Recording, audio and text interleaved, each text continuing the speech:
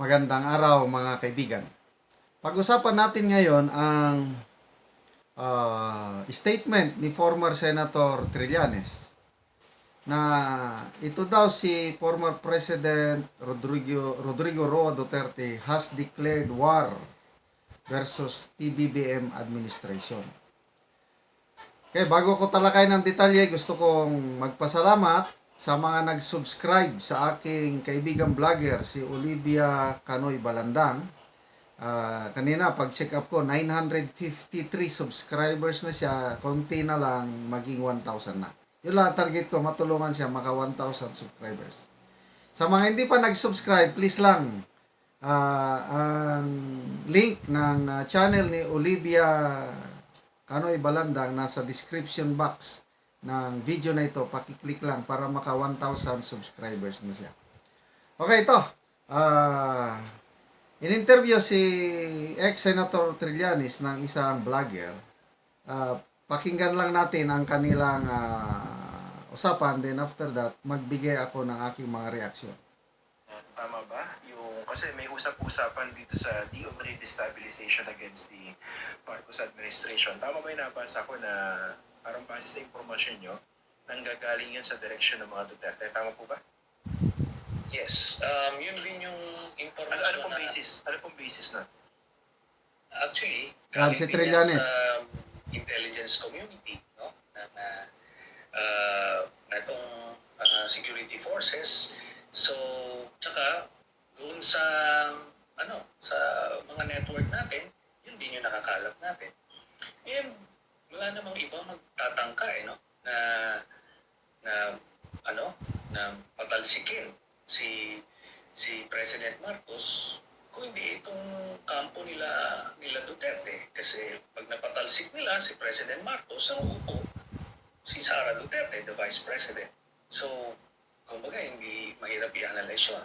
Plus, yung nakita nyo yung mga hard-hitting statements ni Duterte the past month. Ano yun? Kumbaga, we would have to be politically insensitive not to feel na siya, na he has declared war against the Marcos administration. So, may mga lang kasi yan minsan may fork tongue lang yan si Duterte minsan May bibira siyang ganito, may kakami siya rito. Para may pangahawakan, both sides, depende kung anong gusto mong paniwalaan. Pero, yan, those that we know, of sa loob, talaga nagpapaikot siya ng mga dati niyang kasamahan para maghikayat. No? Kaya nga sinabi ko, tama si General Browner na merong destabilization efforts kasi pag destabilization efforts kasi general yan, maaring political or civilian, socio-economic factors, walang necessarily kasamang military component. Ngayon, tama rin si Secretary Anyo na wala pang plot. Kasi iba na yung plot. Yung plot talagang nakakamada na lahat. No?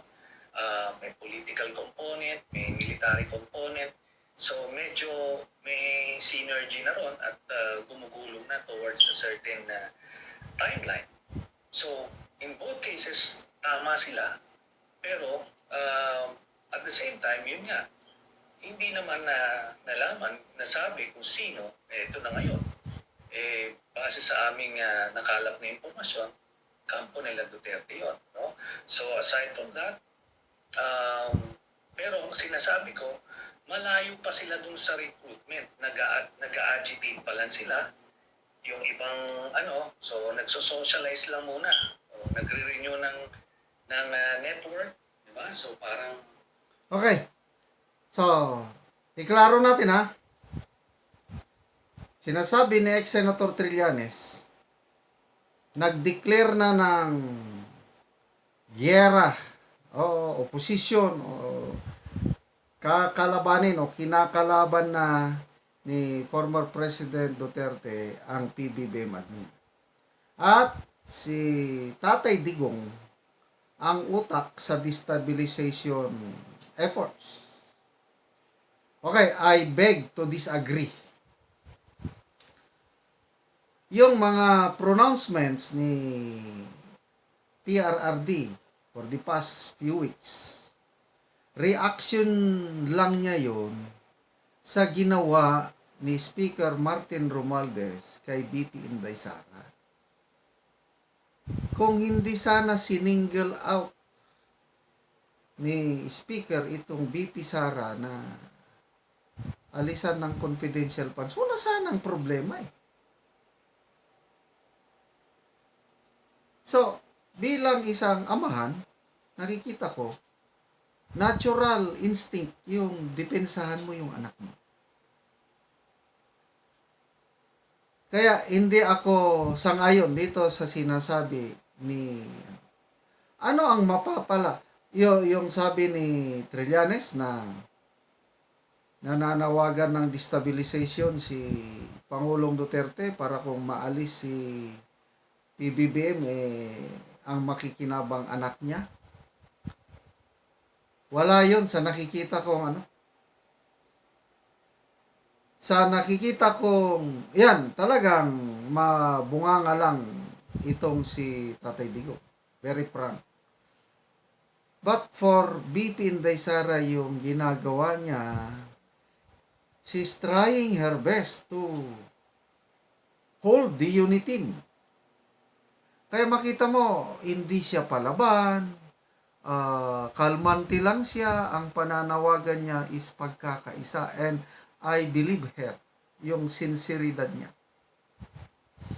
Okay, going back, kailan ba yung kahapon, at na-vlog ko kanina, yung isang retired general na kaibigan ko, na matagal nagtrabaho sa intelligence community, nagbigay siya sa akin, Johnny, sabi niya, pakibasa mo itong assessment ko. Then tell me, what can you say, yung feedback mo? Nung binasa ko, na-open up ang aking mind.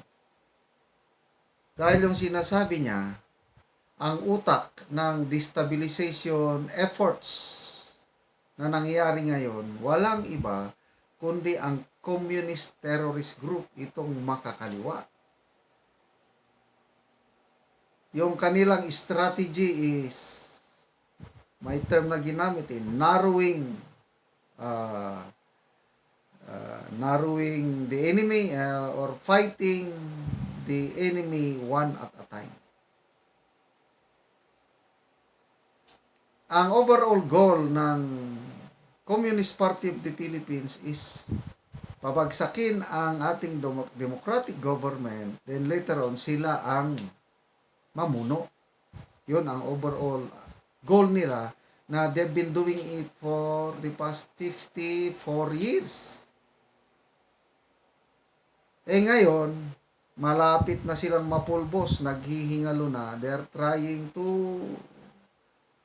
overcome, makabalik pa sila kasi yung NTF-ELCAC natin is ending the local communist armed conflict.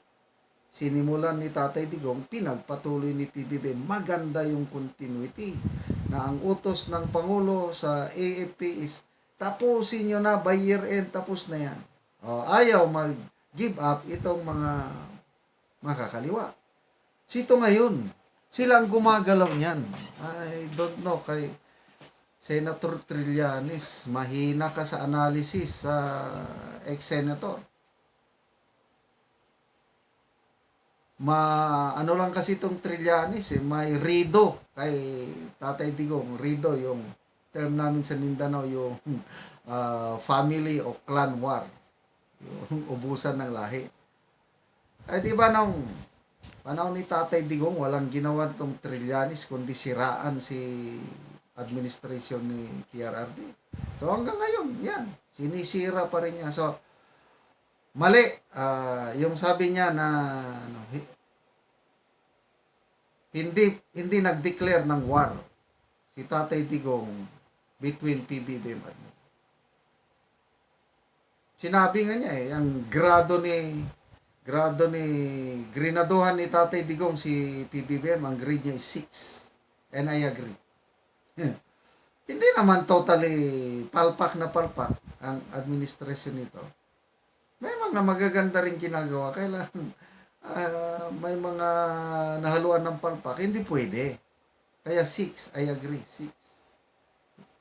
He's not doing so much to improve the lives of the people. Sabi ni Tatay Digong, and I agree. So, ulitin ko, yung issue is divide and conquer ang ginagawa ng naghihingalong komunista. So, inuna nila si BP Sara, nakipag-alyansa sa Speaker of the House. Ito namang Speaker of the House, walang kamalay-malay, nabulag lang sa kanyang ambisyon na maging presidente at ang kalaban niya si BP Sara, gusto niyang sirain as early as possible si BP Sara. O, nakipag-alyansa ngayon ang Speaker of the House sa mga makakaliwa.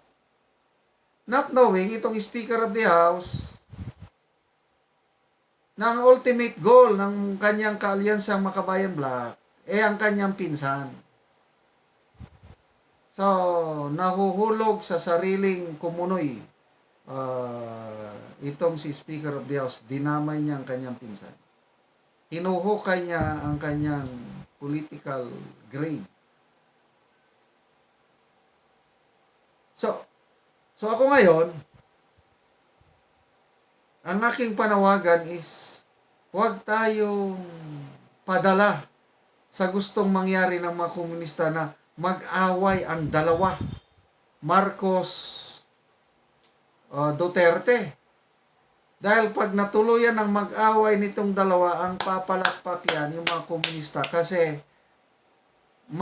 madiskaril ang ating development pag tuluyang nag-away itong dalawa. Sana may magagawa pa na ma-reconcile itong differences nitong dalawa. Kasi maganda naman yung simula nila. Diba? Marriage made in heaven. Muna. Maganda. Yung first year, nasaman okay pa. Ito na lang. Nung pumasok sa eksena itong Speaker of the House, plus ito, duda ko, US government, yung CIA.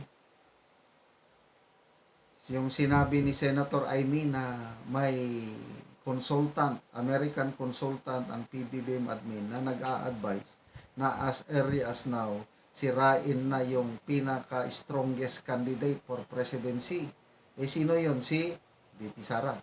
Ayaw ng US government, sa tingin ko lang na may another Duterte na magpresidente kasi na may pubya na sila na another Duterte will come in at kumiling na naman sa China.